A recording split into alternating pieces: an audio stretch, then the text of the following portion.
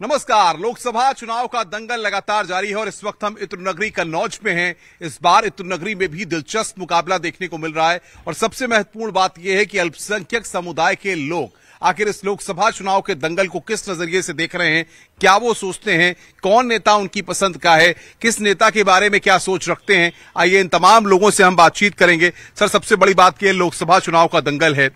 मुसलमानों को लेकर के बहुत बातें होती हैं, सियासत जब होती है तो मुसलमानों को लेकर के बयान सामने आते हैं। मुस्लिम समाज क्या सोच रहा है? मुस्लिम समाज का विश्वास कहीं ना कहीं मोदी जी से जुड़ चुका है, इसलिए मोदी जी ने 70% जो आवाज 100% में 70% मिले मुस्लिमों को। तो ये मान लीजिए कि जो हमें मकान दे रहा है वो हमारे मकाम को बढ़ाना चाहता है। तो इसलिए कहीं ना कहीं हमारी कौम जो है, हमारा मुस्लिम समाज है, वो माननीय मोदी जी से जुड़ के चलना चाहता है।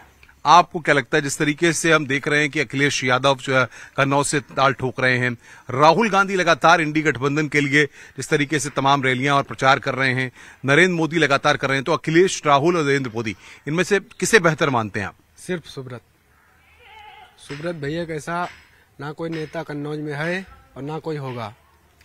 सवाल यह है कि जब मुस्लिम समाज की बात होती है, अल्पसंख्यकों के हितों की बात होती है, तो कौन लगता है कि वाकई में मुसलमानों का हित कौन देख रहा है? देखिए, अभी तक मैं कहना चाहूंगा कि उत्तर प्रदेश की जो राजनीति रही है, कहीं ना कहीं मुसलमानों का सिर्फ इस्तेमाल किया गया है। अन्य राजनीतिक पार्टी जो है, चाहे वो बहुजन समाज पार्टी हो, चाहे समाजवादी पार्टी हो, इन्होंने सिर्फ मुस्लिमों का यूज किया है। केंद्र में और उत्तर प्रदेश में जब माननीय योगी जी की और नरेंद्र मोदी जी की सरकार बनी, तो हमारे ही मोहल्ले में अभी जब आप देखेंगे, ये अभी जिस बूथ पर आप यहाँ खड़े हुए हैं, ये बजरिया शिकाना है, वार्ड नंबर 4 में आता है नगर पालिका में। यहीं आप देखेंगे कम से कम जो है 50% ऐसे मुस्लिम होंगे जिनको आवास विकास कॉलोनियां मिली हुई हैं और उज्ज्वला योजना है, तमाम जो केंद्र सरकार की, प्रदेश सरकार की योजनाएं हैं, उनका लाभ मिला है। इसलिए जो योजना मिली है नरेंद्र मोदी से सबको, वो ना अखिलेश की सरकार में मिली, ना बहुजन समाज पार्टी की सरकार में मिली। तो मुसलमान अपने आप को सुरक्षित पाते हैं? मुसलमान आपको मोदी सरकार में सुरक्षित है, इन लोगों की सरकार में असुरक्षित था। मुख्तार अंसारी था, क्या उसने क्या कहते हैं कृष्णानंद राय की हत्या की तब कोई बोला था? तो इस तरीके से जो खुराफाती लोग करने वाले हैं वो तो मारे जाएंगे, चाहे वो मुसलमान हो या ब्राह्मण हो।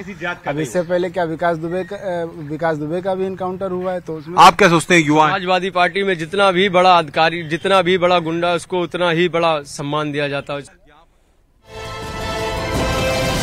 कन्नौज के लोगों के मन की बात आपने जानी। यहाँ रुकेंगे एक छोटे से ब्रेक के लिए, खबरों का सिलसिला जारी है।